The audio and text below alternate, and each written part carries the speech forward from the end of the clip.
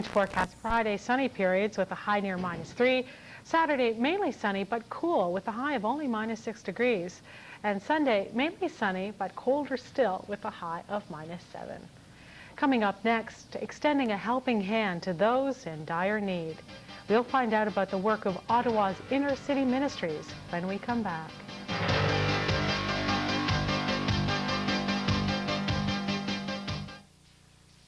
This week's Lions Big... You can find them in every big city, but so many times people look the other way and won't even make eye contact. I'm talking about the homeless. People have fallen through the holes in our social safety net and landed hard.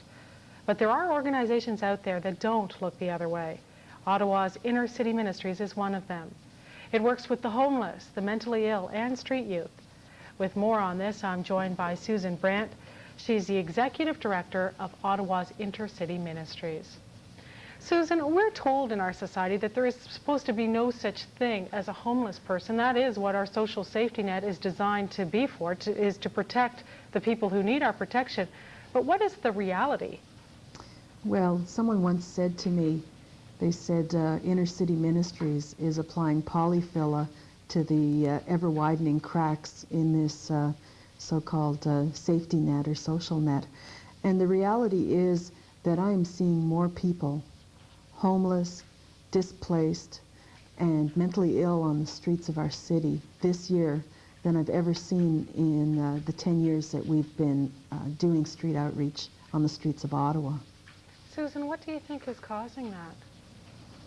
I think that there's many different reasons. I think that probably the biggest reasons is the downsizing and the lack of choices and opportunities for people as people are losing their jobs, as people are being discharged from hospital early, prematurely perhaps, and just increasing levels of despair.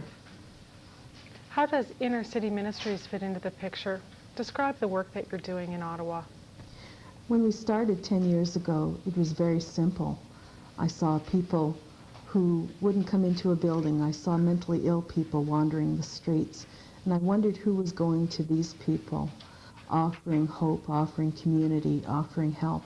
And so we started by putting a knapsack on our back and literally just going out under the bridges and the parks to the shelters and the rooming houses where people call home. And now 10 years later, we're basically doing the same thing, only now we have close to 60 volunteers, and we have teams going out during the day and in the evening, trying to be community together, trying to offer words of hope and encouragement, but more than that, trying to give a helping hand to those who have given over to despair at trying to find ways of coping with the devastations in their life. So we link them with agencies, and we have health clinics, we have nursing care, we provide a number of different programs. Susan, what is it like on the streets? Particularly here we are, the weather is turning colder, we're preparing for another cold Canadian winter. I can't imagine surviving one night on the streets of Ottawa, let alone living there full time. Often I hear people say to me, well, you know, those street people, they just want to be on the streets. They'd rather be out there than be in a shelter. Well, the reality is that most of the shelters have been full for months now. Especially difficult is it to find a warm bed at night if you're a woman or if you're a teenager. And the other factor is that many of the folks are mentally ill, and frankly this type of scavenger lifestyle produces its own type of ill health. And so we have people that are afraid to come inside and who are living on heating vents, or who are living under bridges, or who spend the night drinking coffee in a donut shop to try and stay warm and to try and survive. Many are trapped in addictions, and some are literally dying on the streets in advanced stages of HIV or AIDS or other illnesses. Susan, what made you decide that you wanted to work with the homeless? Because you left a lucrative job to do so. Well, I think that it was part of a greater plan for my life. not so unlike many of the teenagers that we see on the streets now, I left a home where there was much confusion, where there was many problems, and thought at 15 that I could make a better life for myself, only to hit the streets hard. And by the time I was in my early 20s, an addict and bruised and wounded from the streets, I'd met some folks who took me in, and when I was homeless, gave me a place to stay, and when I was hungry, fed me and cared for me. But more than that, they told me the Christmas story. They told me the Christmas and Easter story.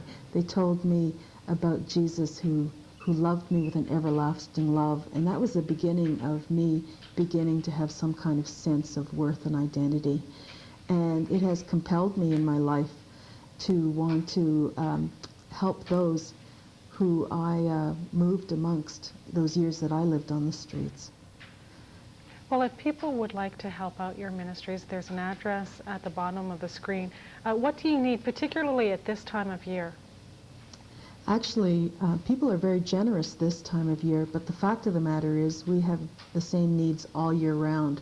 In the winter, in particular, we need sleeping bags and blankets, hats, mitts, scarves to try and keep people warm. We give out soup. We need canned soup. We're also looking for any first aid supplies. We run 4 street health clinics run by volunteer nurses.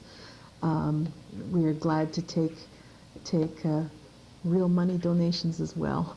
We have not taken any government assistance, so we function on free will donations to support our staff and our ministry.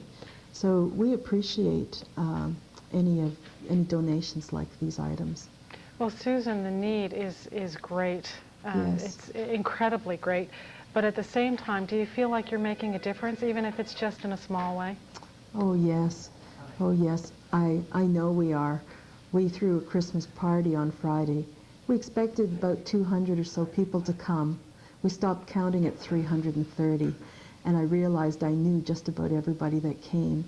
And we are indeed community together and trying to create hope and help people begin to believe that they are worth saving.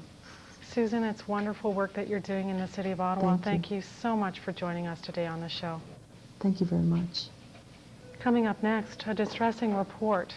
UNICEF has released its annual report card on the state of the world's children, and millions of them are living in horrible poverty and facing starvation.